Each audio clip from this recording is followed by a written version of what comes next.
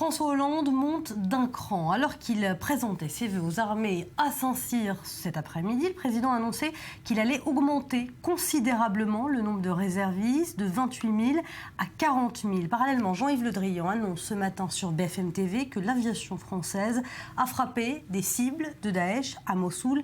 Cette nuit, Cyril, au total, ce sont 7 frappes aériennes qui ont été effectuées par l'armée française en Irak et en Syrie depuis lundi. Et oui, le choix des cibles n'est pas anodin, Éléonore.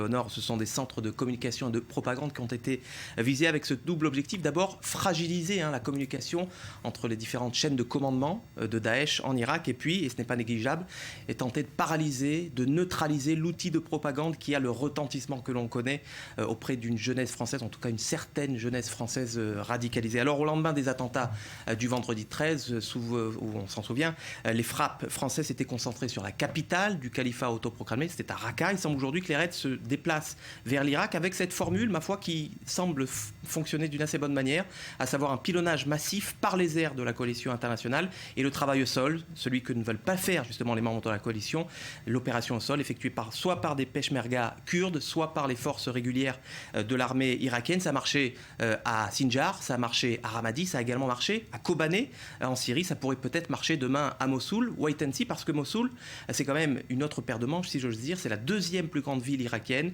C'est aussi celle qui est tombée en premier aux mains des djihadistes en 2014. Alors, effectivement, Daesh recule. Entre 14 et 44% de son territoire qui aurait été perdu, selon les estimations.